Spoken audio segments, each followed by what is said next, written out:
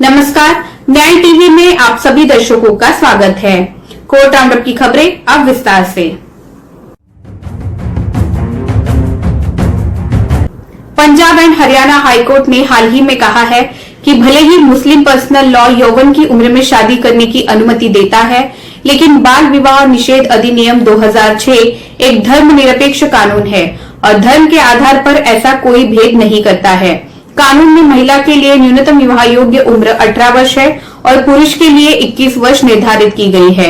घर से भागने वाले एक जोड़े की प्रोटेक्शन याचिका को अनुमति देते हुए न्यायमूर्ति अमोल रतन सिंह की एकल पीठ ने कहा कि यदि पक्षकारों द्वारा पेश आयु प्रमाण पत्र का सत्यापन करने के बाद लड़की की आयु 18 वर्ष से कम पाई जाती है तो बाल विवाह अधिनियम के तहत कार्रवाई की जा सकती है।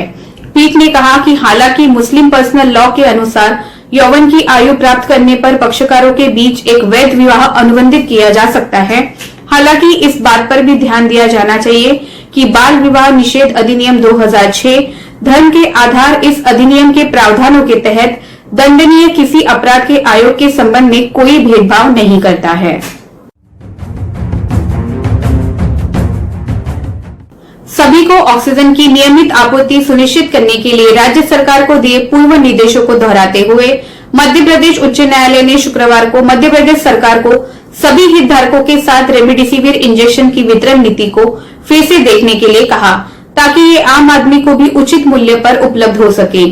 चीफ जस्टिस मोहम्मद रफीक और जस्टिस अतुल श्रीधरन की खंडपीठ ने कहा, कोविड-19 रोगी के दवा के रूप में रेमडेसिविर का सेवन करने की आवश्यकता है या नहीं, ये इलाज करने वाले डॉक्टरों के विवेक पर छोड़ दिया जाना चाहिए और ये कार्यकारी के आदेश द्वारा तय नहीं किया जाना चाहिए। हम रेमडेसिविर प्रदान करने के लिए इस आग्रह का कोई औचित्य नहीं देखते हैं। ये केवल ऐसे रोगियों को दिया जाए जो ऑक्सीजन पर हैं, खासकर जब ऑक्सीजन एक कमोडिटी के रूप में खुद दुर्लभ हो गई है।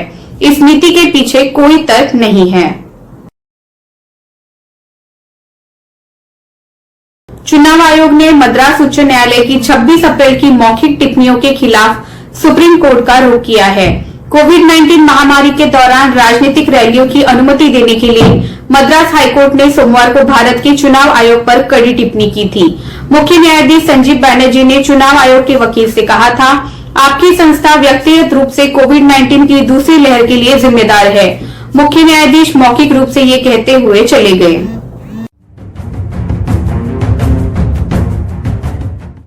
आपके अधिकारियों पर हत्या के आरोपों में मुकदमा दर्ज किया जाना चाहिए।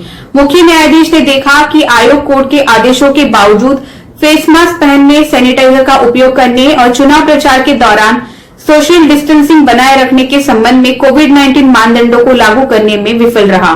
जस्टिस डीवाई चंद्रचूड़ की अध्यक्षता वाली सुप्रीम कोर्ट की बेंच इस मामले की सुनवाई 3 मई को करेगी। ईसीआई के वकील अमित शर्मा ने पीटीआई से कहा, हमने उच्च न्यायालय के आदेशों के खिलाफ सुप्रीम कोर्ट में अपील दायर की है। फिलहाल बस इतना ही। अन्य खबरों के लिए जुड़े रहिए न्याय टीवी के साथ। नमस्कार।